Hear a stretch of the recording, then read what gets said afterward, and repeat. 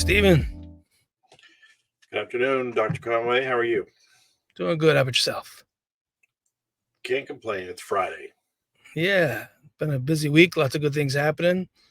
I know we've got many people sign up to join us in this conversation tonight, and looking forward to discussing data, assessments, and treatments. And my goal is the bar for outcome in terms of helping people expect more for what's possible for their kids, and showing just an example data of why we have that expectation and why we support that expectation as well. Yeah, I mean that's the thing that we've have talked about many times is we got to make sure that we're coming from a place of truth and without having this data, without having the information uh, that parents and school districts and everybody else can agree upon and start from. I mean, we tend to talk in circles a lot of times, so that's the reason why we're constantly talking about what does the data show. Number two, talking about what does the testing say, Yeah. and they're really understanding. Okay, so we get all this data. How do we have a conversation about what the data actually means, where we're not talking at each other, and what we're doing is really talking about the most important thing, which is the child. Yeah. So I've got some sample data, which is an elementary school student who came through, and this is the data just looking at his visual motor skills. And I think what most parents understand and they've heard about as well is this thing called a spiky profile. We just kind of also describe it as there's a lot of uneven performance in the presentation. And in this case, this child has a very strong IQ. It's above the 90th percentile. And our goal is get as many strengths as possible, as many skills as close to the IQ as possible, because then using the analogy of a car engine, the engine's firing on all cylinders. It's got all the power and performance it was designed to innately generate, and that gives the child all the strengths it can have in their skills of visual motor skills. And you can see in this case in particular, got a lot of strengths in body coordination, that first bar, a lot of strengths and agility. Those aren't far off from the IQ level, but they're still got some growth that could be done. Then we start to see it drop off when we get to fine motor skills, and it drops off even more to visual motor skills. And that's for parents, think about pencil and paper skills. Visual plus motor is pencil and paper, doing things with pencil and paper, copying from board down to the paper. These pencil and paper skills, which are also a critical piece of efficiency of handwriting, neatness of handwriting, are part of those pencil and paper visual plus motor skills. But when you look at visual plus motor, if somebody's struggling, the question becomes, is it just the motor part? Is it just the visual part? Or is it a little bit of both?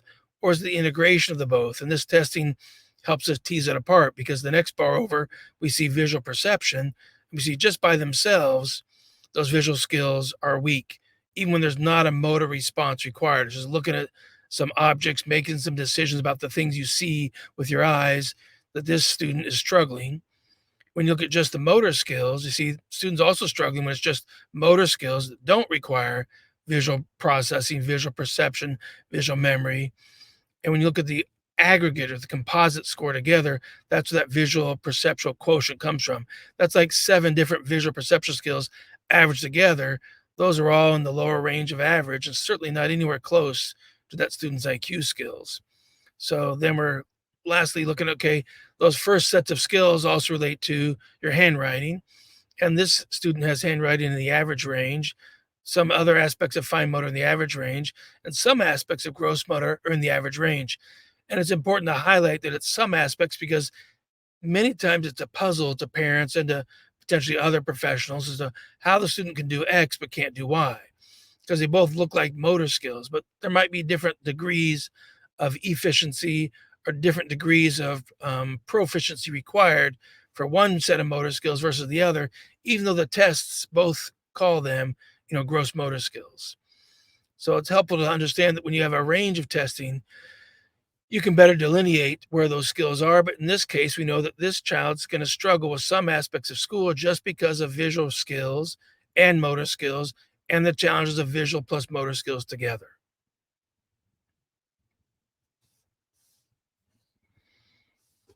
Thoughts on that? Questions you think would be a parental question?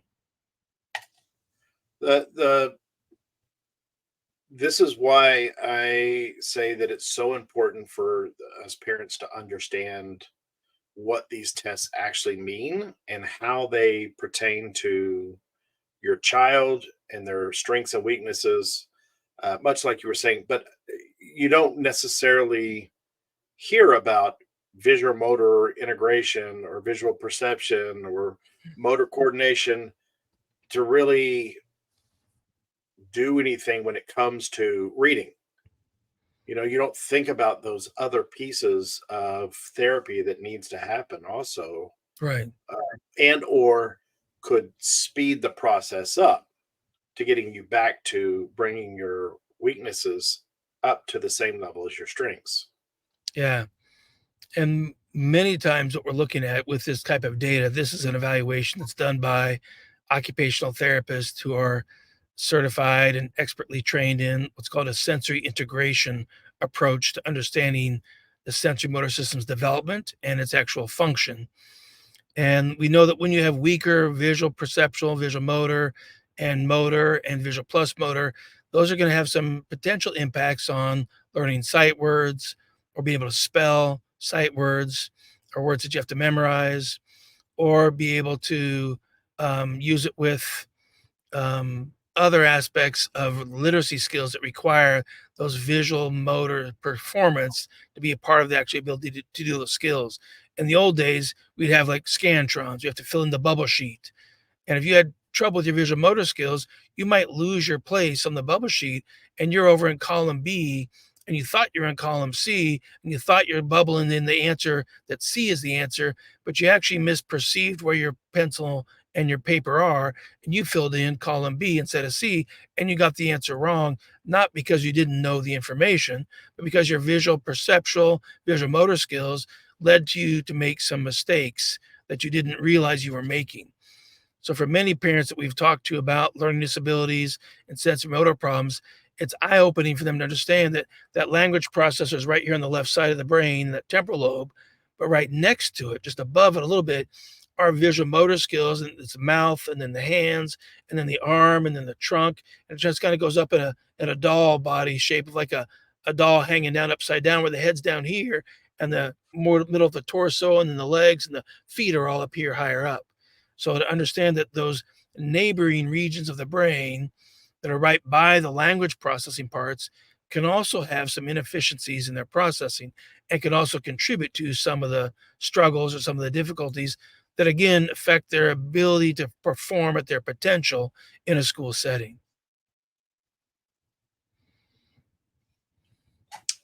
So, um, how much you said that normally these are done by occupational therapists, this type of testing. Yes. Can a individual or a parent, can they get this type of testing done in the school districts? Typically, no, because schools, their range of OT function is typically a lot more basic. They're just looking to see, does the student have uh, pencil grip problems? And OT might only relate to pencil grip and nothing else. They're not going to look at visual perceptual or visual motor or motor. So they're just going to look at handwriting only. And if they don't meet criteria for a deficit in their, you know, legibility of handwriting, then they're not going to qualify for OT. So schools typically have a much narrower or smaller range of skills that they're measuring because they actually offer a much smaller range or a less diverse range of interventions in a school setting. But okay, so I'm gonna go off and play parent here for just a second. Sure. So the school district knows about dyslexia. Yeah. They know about dyscalculia. They know about dysgraphia. Yes. They know about ADHD. They know about autism. Um, and we also know through studies that by adding the OT piece of this really will help build those skills, those deficits that much faster. Right. Can you help me and others like me understand why would a system, if you know that this is not necessarily the missing piece, but a major part of the care that needs to be given to a child to get them to their full potential? Why are we still fighting that fight? It's a great question. I think the best way I can explain it is to say, right now, what we're talking about from the slide and this data on the slide are developmental disorders. This can be labeled in the DSM-5 as a disorder of developmental coordination that incorporates motor skills and visual perceptual skills. And schools really aren't designed to be, nor are they staffed to be, a developmental disorder treatment center from the context of going even down to very low basic level skills. They see themselves more geared towards providing the services needed for academic performance. And so it's a difference in how you theoretically plan to help improve or empower students. If you have a student who has reading problems and you just keep focusing on their phonics and their reading skills, you won't make as much progress as if you go down to the phonological skills and build up from the foundation up. But commonly, schools are more in akin or more likely to stay at those skill sets that are at the higher level and only focus on those higher level skills that really related to functional school skills.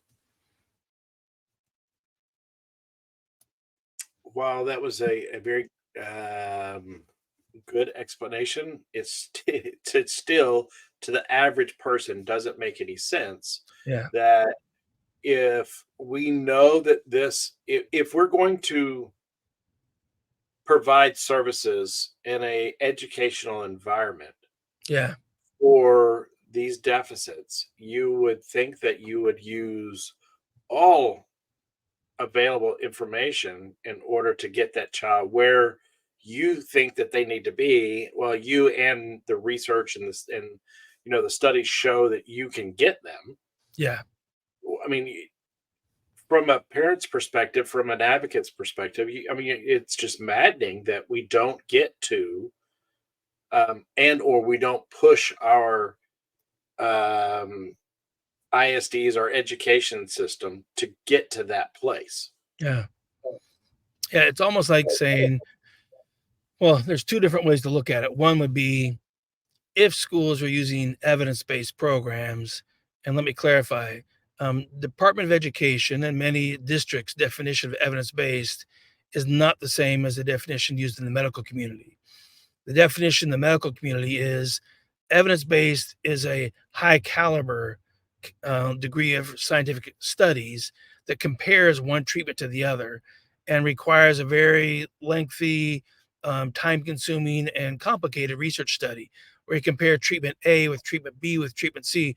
But the design is to figure out absolutely without a doubt what is the most likely way we're going to empower the most students to the highest level of function. So, randomized controlled trials are the gold standard of evidence based from the medical definition. But the school's definition includes that, but also says, yeah, but if there's a group of people and a large enough group of people think a program works well, it's okay to call that evidence based too. And that is the opposite of the definition from the medical perspective. So that's what we call anecdotal or opinions. Opinions don't drive the best outcomes as much as the randomized controlled trial evidence based. So if our schools were forced to use evidence based from the same caliber that we require for our students and our children's healthcare, then we'd be finding programs that developmentally build skills from the bottom up or from the foundation up for any system that we're working on, whether it's handwriting, whether it's math, whether it's reading and spelling, whether it's comprehension. We'd be most likely to have the most effective programs across the nation. But we don't have that standard in education. It's not required to meet the same standard as your child's healthcare. But as parents delve into this more and more, it's very clear to most parents who have children who are struggling with literacy or dyslexia or dyscalculia or dysgraphia or all of three of them, and let's add ADHD to boot, that literacy and academic skills, the success of that is just as life changing and life empowering as their healthcare, because we have stark data that tells us that poor academic performance and chronically low academic performance year after year has really negative impacts on self-esteem, increases mental health needs for anxiety disorders, depression, likelihood of suicide. There's all kinds of negative potentials that mean, yeah, your academic importance is just as important as your medical care, and they both should be required to meet the same standards. Yeah, I mean, I like to use the analogy that untreated um, dyslexia, ADHD, these deficits that we're talking about Yeah, feed three main places. They feed poverty, they feed yeah, the jail system, and they feed the graveyard. yeah, it's true. And I mean, that's the thing. Those are the three main pipelines that we have to cut off as parents and as educators. We can't allow those three main places to take our kids. Yep, I agree. So let's So jump to the next slide. I'm we sorry, had a go ahead. question. We had a question real quick about Sure. parents struggling to understand the foundational levels of language. Yeah, And I mean, I know that we talk about this all the time. We don't want to talk about, or we don't want to teach splintered skills. right. So when we typically see a program that they'll teach a little bit of this over here, and then they'll teach a little bit of this over here, and they keep bouncing back and forth until instead of making sure that you have mastery level of those concepts as well as automaticity of that skill that you're teaching, Yeah, you tend to end up having these splintered skills where you will see these kids who spend 3, 4, 5 years in a said program, and they come out the other end and they're not really that much better. right. So can you talk a little bit about that? Well, it's a approach that comes more from the medical model, but it also makes sense from any skill training too. If you're 60 years old and you never learned how to ride a bike, we're gonna have to teach you the same basics first as if you were 6. So your age doesn't change what we should do in terms of training of the skills. They're gonna be required all the way along, from the basics all the way up. The same is true of literacy. If you somehow never got proper reading instruction and you're 60, we've got to take you to the bottom levels and build those phonological skills first, and then build our way up into the higher level skills thereafter. And so, if we don't have that developmental approach, then we're much more likely to struggle to actually get the best outcomes possible as well. So it's trying to understand that the foundations are things that we really work hard to understand.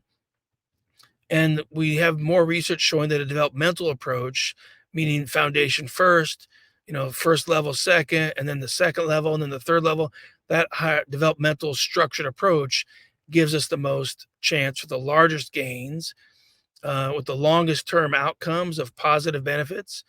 And then we have the best chance of avoiding what Aubrey's mom just posted and says, Aubrey began to say, I'm just dumb. Because when you're 8, 9, 10 years old and you're still not learning to read, and you keep seeing your friends get stronger and stronger in reading skills, it's hard not to think that you're the problem, that you're just not a smart kid. When the truth is, you've been continually getting instruction at like the third story of the skill set, but you have deficits at the foundation, first story, and second story. And until we really shore up those foundational skills, there's really no chance to make the large long term outcomes and gains that we can when we actually build developmentally from basic skills first up to higher level skills. I think another great way to say it is in no language in the world do you read and spell it first and speak it later. So it shouldn't be surprising that our number one predictor of reading skills is not a skill with letters or with seeing letters or with learning letters. The number one predictor of your reading skills is a spoken language skill called phonological awareness, or even more explicitly called phoneme elision. That is the developmental hierarchy. I have taught when I'm trying to explain the comment about I'm just dumb. When I try to explain that to other adults and get them to understand what it's like, where that mindset really is coming from, I like to ask them, what did you completely you were not good at all while you were in school? Was it sports, band, whatever? I was talking to this guy, and he was talking about how he was such an avid reader, and he has no idea why anybody would ever hate reading. Mhm. So I asked him this question, and he goes, "Oh, I was horrible at sports." I went, "Beautiful." I said, "So what I'm going to say is, how would you feel if every class started with, you have to go run a mile, and then we're going to come in and start learning?" He goes, "Oh, well, school. I would have hated school." I said, "Welcome to dyslexia." Right. I mean, that's the easiest way to explain it. Yep. Whatever it is that, go ahead. I said with sports, you can choose not to participate in most sports. You still have to take PE class and gym class, but you don't have to go out for the football team. You don't have to go out for the tennis team, golf team, basketball team. You can avoid those weaknesses, and it doesn't have a huge impact on your academic experience in school. But if you wanted to be able to do that, it'd be nice if you had the skills that gave you the choice. The choice was yours because you had the skills and you could choose to do it or choose not to do it.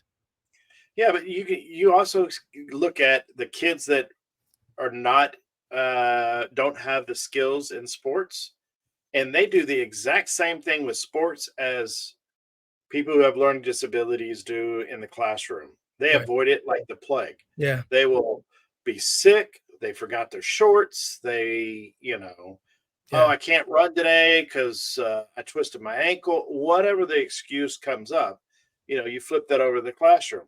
Oh, Miss So and So, I've got to go to the bathroom. I don't feel good today. Mhm.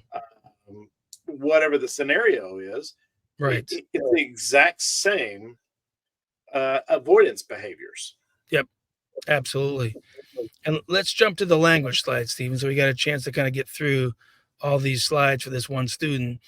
And we saw already that visual motor skills were deficient for this student, and their potential is above the 90th percentile. So this student has tremendous potential for success. But when we look at the language skills, we just said the number one predictor of reading skills are the phonological skills. And in this graph, the first 4 bars are all phonological, and all these skills are below the 16th percentile.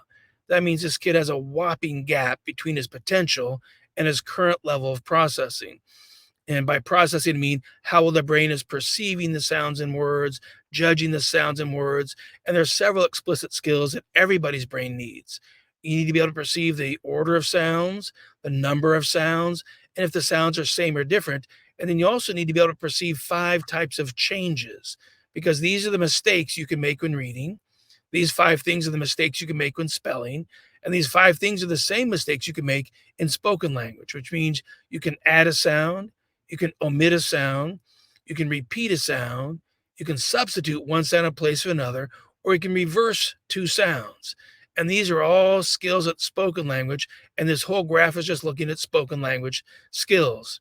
And we see in this student, he also has the rapid naming difficulties, or she, and also could have lower receptive language, means how well they're taking in language in the spoken language domain.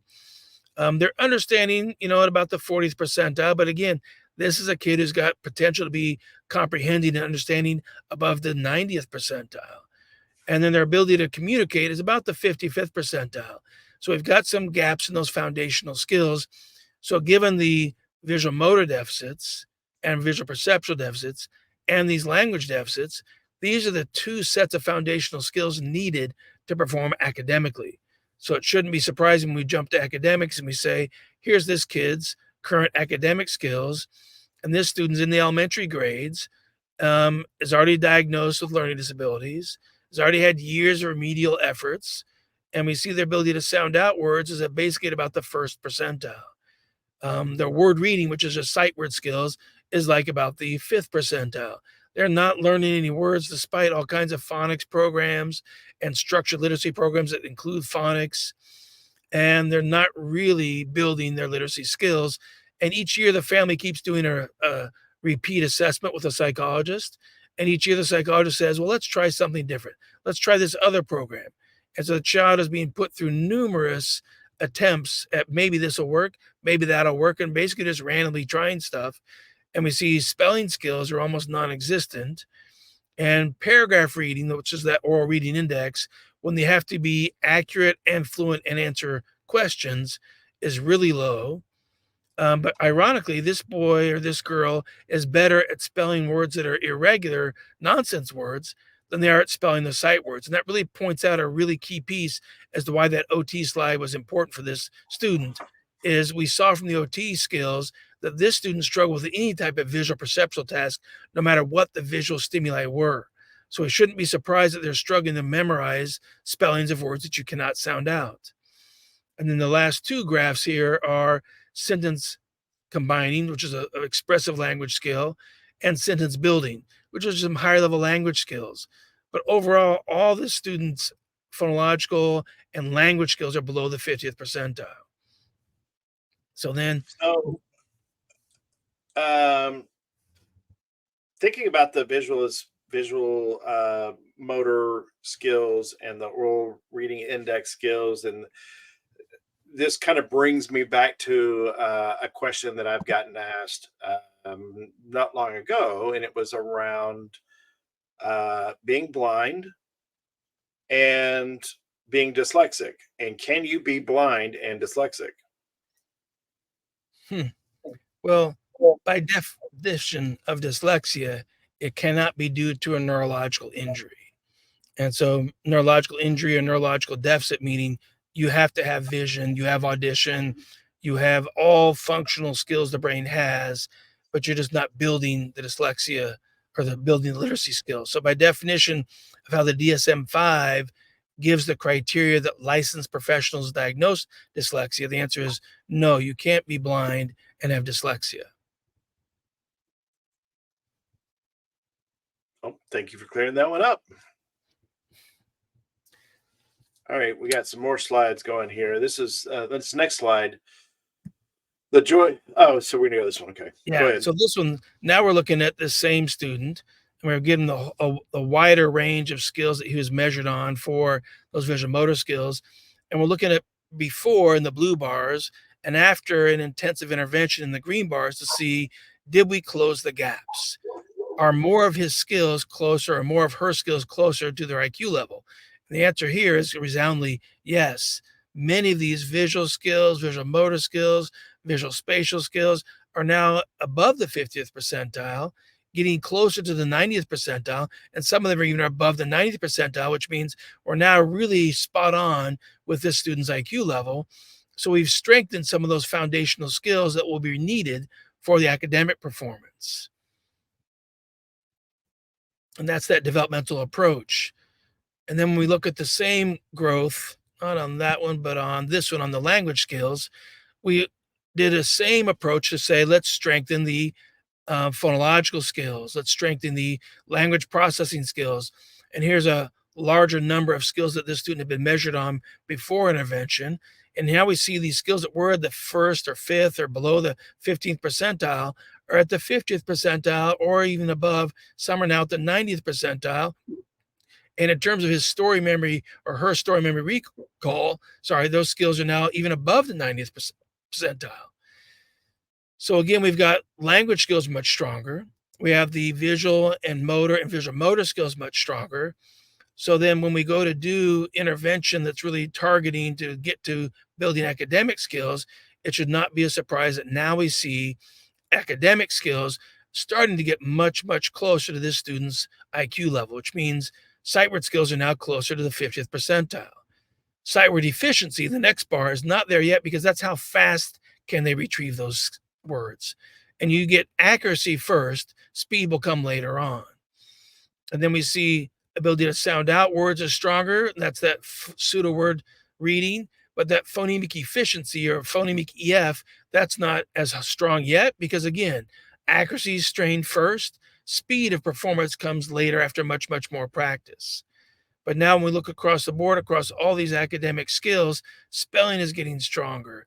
Being able to basic reading skills are getting stronger. Paragraph reading skills are getting stronger. Across the board, we've taken this student through three different programs, including that really intensive OT. And we see we've started to close the gap in their ability to perform closer to their IQ level. So that's what our goal really should be for every student is get their performance and close the gap, not making progress.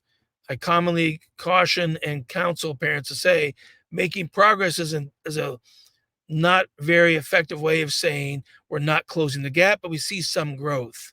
If you're not closing the gap, that means the gap is getting bigger every grade level, year after year, and the student is not getting closer to performing at their true potential. I always tell parents when I hear they're making progress, Yeah. to follow up that question with, okay, but what are we measuring this progress against? What does that progress really look like?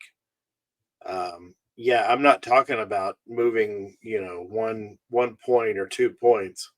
I want to know what is actually capable. What is my child capable of when it comes to their abilities to learn? Yes. Because that should be the goal we're aiming for. Now, this will be confusing to some parents because they're like, well, yeah, but the IQ discrepancy model is thrown out. We're not talking about the IQ discrepancy model for diagnosis. We're talking about the IQ as a measure of somebody's potential. And as flawed as it may be, it has some strengths to it. And there's more than one way to measure IQ as well. So, but when we know we have a true measure of IQ, and by true measure of IQ, I mean we know that students who have learning disabilities commonly perform lower on IQ tests because IQ tests require visual processing skills, visual plus motor skills, and language skills. And if you have any documented developmental difficulties in visual skills or motor skills or visual plus motor skills or language skills, then we know the IQ test is not going to be as accurate at really telling us what your true potential is. There's other ways to estimate that. But know that our goal here is saying, let's make sure we actually do the things that give the students the chance to get their skills at the processing level of sensory motor processing, visual motor, visual plus motor, language processing as strong as possible, because that gives us the best chance to build the academic skills, the reading, the spelling, the writing, the math at their true potential. And so then when we look at the outcomes we have here, the next set of slides really help us understand, but if we've successfully done this, if we've successfully changed those processing skills of visual and motor and visual plus motor and language, and successfully changed their application to functional skills, which are the academics of reading, spelling, writing, math, then when we stop the intervention, we shouldn't see regression of the skills, which is commonly what happens with many phonics programs or drill training programs. You stop the training, you stop the drilling, and the skills decline. That means you were just splinter skill training. If you've really changed the processing, go ahead. I was just going to say is when you're talking about when you truly change those skills, that's where we wouldn't start hearing phrases like the summer slide or COVID slide or this slide or that slide, whatever it is, because the skills haven't been taught. They haven't been taught to a mastery level. Exactly. Is that fair to say? Yeah, because usually slide means you're losing some skills, but typically you don't lose skills unless they really weren't well developed to begin with. And that means that we really didn't have the foundation built the way it should have been built. And so when you've really built the foundation and you have all those skills in place, it's like saying bike riding. Will we expect there to be a slide in your bike riding skills because it's been, you're 20 and you stopped riding a bike from age 20 to 30? You might lose some of your proficiency with it, but you wouldn't have lost your bike riding skills because they were really well built from a developmental perspective, from basic skills up to mid level or advanced skills. So the same is true of academic skills. If you really have trained the brain in a way it's capable of learning, which is building those processors, language, sensory, motor, OT, visual perceptual, visual motor, and use them to build foundational sets of skills of reading, spelling, writing, math, then we don't expect there to be any slide because you've really hardwired those skills in so strong, so efficiently that you're not going to lose those skills over time just because of a little bit of lack of practice. If you've drill trained the skills and you stop the drill training, then typically you'll see the skills begin to regress, which is what many people found out when they did Hegarty, phoneme training, which is a acoustic only phoneme training, or when you Well, did, Kilpatrick phoneme training, again, it was acoustic only phoneme training. You just drilled one system, but you really hadn't changed how the brain was processing that information. let's take it to even something a little bit simpler. I mean, parents, think about studying or cramming with your child for their spelling test or their Yeah, math test, math facts or whatever.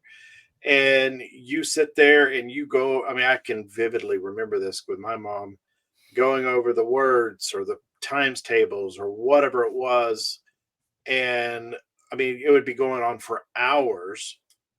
And then finally, we get to a place where I've at least memorized them enough to get her to say, okay, you can go do whatever. But as soon as I got to school and the test started, I had I mean, you might as well have been giving it to me in Swahili because yeah, there was no way I would have ever been able to answer any of those questions. yep, So again, those skills weren't built originally. The foundational skills weren't right, built, so nothing else will stick with it. yep, exactly. So in this slide, this shows 3 sets of bars for every skill. It's the same student. It's the same data from beginning before treatment, which is the blue bar. The dark green bar is after about 5 to 6 months of intervention where the student was doing really intensive OT and intensive developmental language work with a evidence-based program that's been reviewed by randomized controlled trials and proven to be highly effective. And that is that Now Foundations for Speech, Language, Reading, and Spelling program that the Now company uses online and the Moore Center clinics use in person. But then later is that light green bar. That is the 1 year after treatment had stopped. No more intervention. They're on their own. They're in school. And this student became an AB student at a year post, was no longer doing any interventions, no more OT, no more language, no more literacy tutoring. All tutoring had stopped. And when you look across each of these bars, you see that overall, the majority of the gains have been maintained. Some of the gains, like for example, that sequential memory, which is a visual perceptual task, are markedly higher, drastically higher now, even closer to the 90th percentile 1 year after the intervention stopped, which means this student kept using those skills. And just like what happened with bike riding, once if somebody's taught you bike riding and they walk away, if you keep riding the bike and keep practicing and you train to, ride competitively, which means you get even more advanced training, the skill should just keep building and building over time with your continued practice.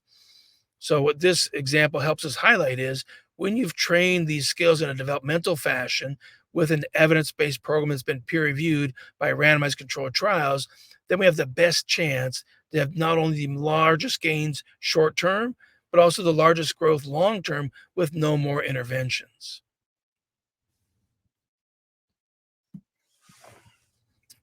Let me show the same thing with the language skills.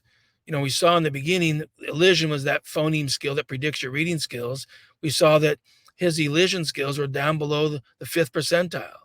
And after intensive intervention, they're up at about the 25th percentile. And then 1 year after intervention, his elision skills are now at about the 80th percentile. And there's been no more intervention.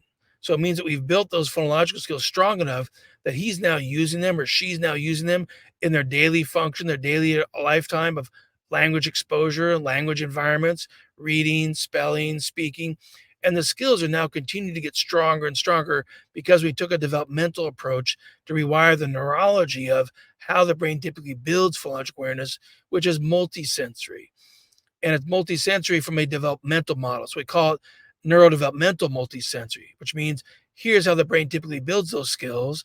And the intervention we did follows that same developmental hierarchy of the structure of the sequence of instruction, which we built the phonological skills part from visual input, part from acoustic input, and part from oral tactile and oral kinesthetic, and part from cognition.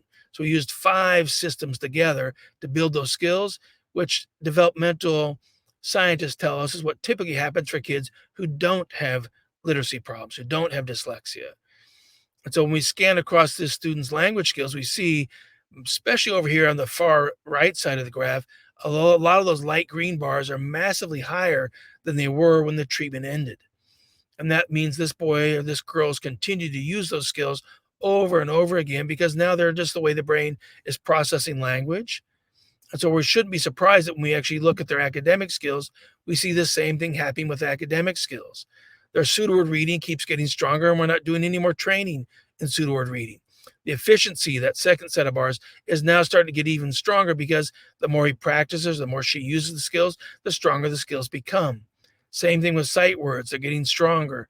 Same thing with speed of sight word reading, they're getting stronger. Same thing with speed of actually sounding out words, that phonemic proficiency, those are getting even stronger. And the oral reading skills, which means oral reading speed, we still have to see the speed start to close the gap. And let me clarify, this oral reading fluency also includes several elements combined together. Where it's just paragraph reading comprehension, which doesn't worry about the speed of reading comprehension, it just looks at the accuracy of reading comprehension. This student's reading comprehension is now above the 90th percentile. We see more and more of these bars closer to the potential that IQ tells us where this student should be working towards. Now, granted, spelling, we see some decline a little bit in the visual memory of spelling, but we see some holding the skills in the pseudoword spelling. And spelling is about 100 times more complicated than reading. We don't know everything we need to know about how to really drastically change spelling. But we've got spelling at a much more functional level, whereas before his spelling was below the first percentile. It's now fluctuating somewhere between the 40th percentile and the 20th percentile. But when we look at sentence combining, they're massively stronger skills. Sentence composition, how well you can put sentences together in a written format, much stronger. His essay writing skills for this student, their essay writing is closer to the 50th percentile. And their math skills were strong to begin with, so we didn't do a lot of math instruction, but we just went ahead and measured them to see how all the math skills holding. This student now has the academic skills needed to really be able to benefit from what's going to happen or demands academically in school. So it helps us understand the brain has the potential to build these skills and close these gaps and exit special ed and exit literacy instruction and end remedial instruction and really begin to function at their true potential. And that should be our goal for all kids in all schools. But it's hard to have that be the goal for the school when the school's definition of evidence-based is much weaker and watered down than the medical profession and healthcare's definition of evidence-based.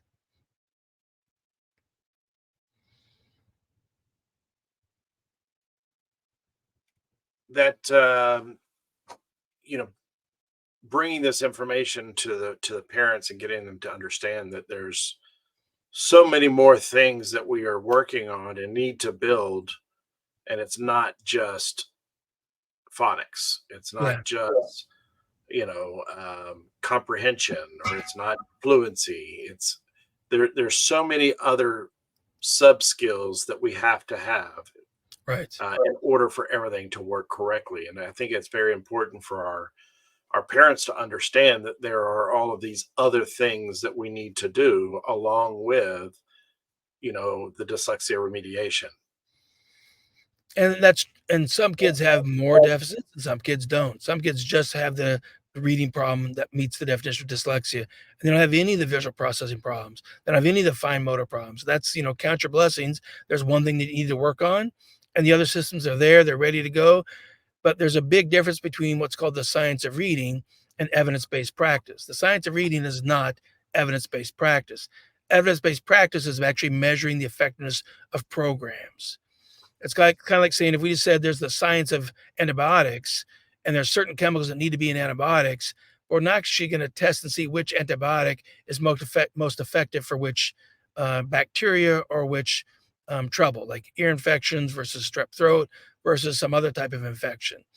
So the science of reading is leading us to the right direction.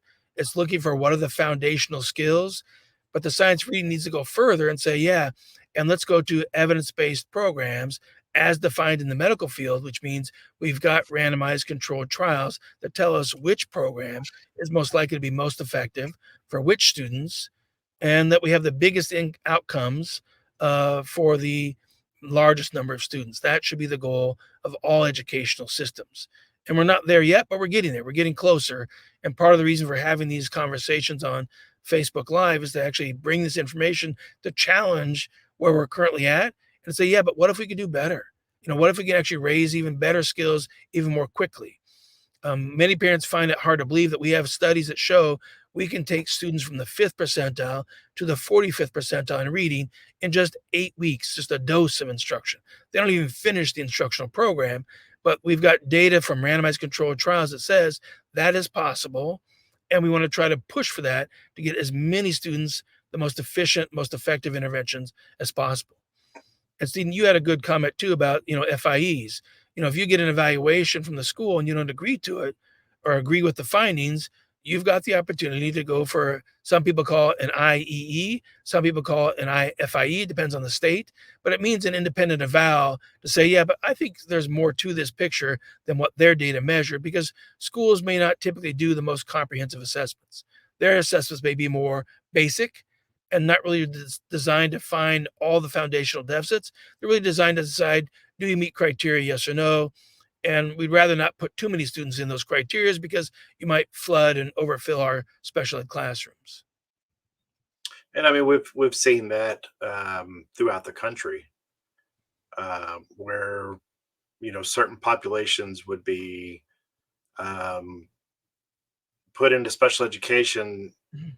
because of what they deemed to be behavior issues or this issue or that issue, and they, like you were saying, they I don't want to say overdiagnosed or Mhm. identified, um, because obviously those children needed help. Right. So making sure that what we're using the same type of data to identify what services these kids need, and that's the point, right? The point is Yeah. to make sure that we understand what is the deficits, we understand what, uh, if you want to say, treatments or therapies or Mhm. whatever word sets well with you, being able to actually to label it, know what to do, and Mhm. then get on with the get on, as my dad used to like to say, providing the most relevant, scientifically proven methodologies to get our children to be able to be the best versions of themselves. Yep. Exactly. And for those who are watching too, many parents can jump into a private Facebook group called Now Programs Advice, Support, and Praise and talk to parents who've already been through this. This example we gave today, it's one of thousands of kids we've already seen these outcomes with. And many parents feel more confident and more comfortable talking to other parents. No problem. Join that group. There's several hundred parents in that group who've already seen their kids make tremendous growth, tremendous, gains, and they've exited special ed. They no longer need, IEPs, which for some parents it's really hard to fathom that, I fought so hard to get this IEP. Why would I ever give it up?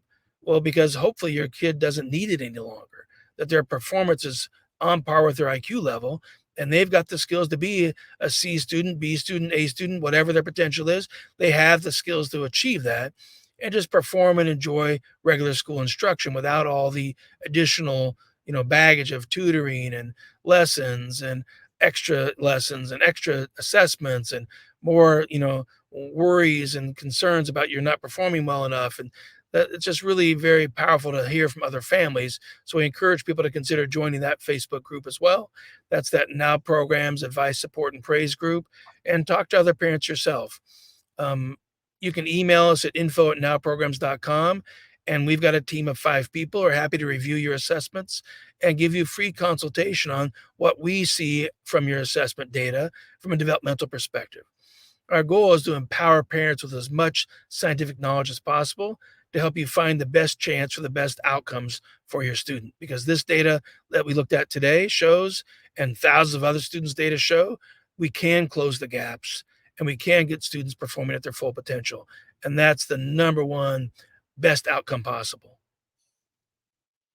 Absolutely. Well, Dr. Conway, I want to thank you for coming on here and answering some questions again. The more we can bring information to the families and get them get their questions answered, get them to understand what you're actually needing to do, and pointing them in the right direction of how to get the services that you need for your child, is really our mission, our goal. So Yeah. And one last piece, Stephen, is just to say that, many parents think that these services are out of their reach financially, but know that the companies that we've created have services as low as $30 per session. And so we've really worked really hard to have a whole wide range of price points. And we even actually do contracts with schools themselves. And we've had hundreds of students getting these services free because the school wrote a contract with the Now company. And that helped us get the best outcome possible for their students. And it didn't cost the families any money. So there's multiple reasons why we're taking the time to have these live stream conversations. We appreciate the parents joining us, appreciate the questions, because as we raise the bar on expectations and raise the awareness of what access is to services and how to help provide more access to more services, then we all benefit. It's a win-win for everybody. So thanks for the time, Stephen. Thanks for the time, folks who are online with us. And we hope to, keep spreading this information. We'll see you again next Friday. Take care. Bye-bye. All right. Bye-bye.